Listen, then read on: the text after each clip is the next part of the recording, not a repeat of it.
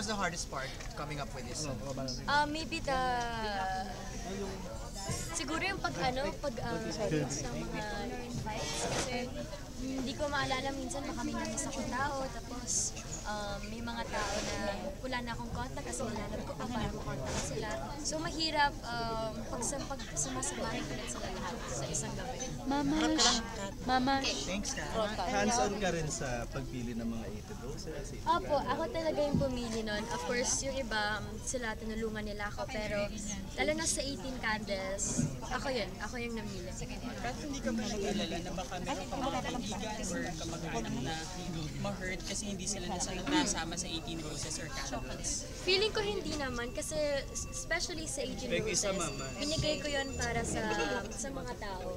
Like, minsan halos lahat ng mga naging-leading men ko, kasama ko dyan.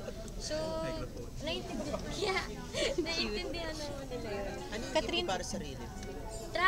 Vacation. Kasi after pag Got to Believe, nagtuloy-tuloy, alam niyo na kung gaano ako kapuyat parate. So after po ng debut, yun, mag-vacation ako. Saan ang vacation mo? At this, inaayos pa kong US or Europe, tapos yung Korea with friends, sure na yun. Ay, dalawa yun? Dalawa. Yung Korea with friends, wala kang chaperone. Kayo-kayo lang. Kasama si mama, and usually yung kasama ko sa Korea, mga Becky friends. Like yung mga stylist ko, yung hairstylist ko, kasi naging parang mga big sisters ko sila. Libre mo? Ha? Libre mo? Yeah. Yung sa Punta. No, parang thank you ko rin yun sa kanila. Pero Thank you rin sa kanila. a few days ago, you sounded so frustrated sa Twitter. What happened? Actually, I think normal lang naging reaction ko kasi like yung mga pictures, supposedly kakalat, i-release namin yan sa debut itself. Pero nagkaroon lang ng miscommunication, pero yan, medyo na-depressed talaga ako kasi gusto ko maging surprise Ken sa mga fans.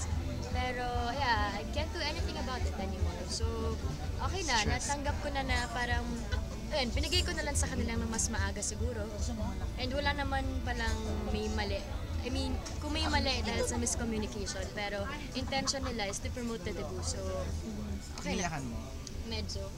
Kasi nagulat ako na-frustrate ako kasi yung pictorial na yan, we shot that for a day, and yung mga damit talaga, whole day yun, as in whole day, yung mga damit doon pinatahi para sa mga pictures na yun, kasi iba kasi gusto ko personal. So medyo, pero doon na. Pinalitan nyo yung pinalitan nyo yung shoot. kumalat na yun? Wala na kasi wala nang, kulang na rin sa oras Wala na kaming malagyan ng oras for another pictorial. So, okay na. Pwede ko alaman na winish mo kanina before you blow the candle. Alam mo kung ano? Yun sa unang cake, sabi ko sana yung mga tao dito magmabait pa rin sila sa akin. Totoo to, so yung winish ko sa unang cake. Tapos yun sa isa, more on personal. Ayun. Yeah. Pag nagpa-convert si DJ, maging kayo na agad. Agad-agad. Convert na? Sa INC. Kasi kung magpapa-convert siya, matagal na proseso yun. Kasi ilang months yun na doktrina, tapos bago ilang months mo kailangan sumamba. So, matagal-tagal din naman yun. Napag-uusapan niyo ba yun ni DJ Kat? Napag-uusapan niyo yun? Sinasabi ko yun sa kanya, pero ayoko naman siya pilitin kasi of course yung mga tao may ganda ka ng perception sa religion. Pero ako rin naman, importante naman 'di ba si God, and bahala ka kung anong papanoorin. Pero na-invite mo na siya, naka-attend na siya ever? In-invite ko sa one time po, once pa lang, pero hindi na maulit kasi usually pag Sunday niya, may ASAP, may pictorial TVC, ganyan.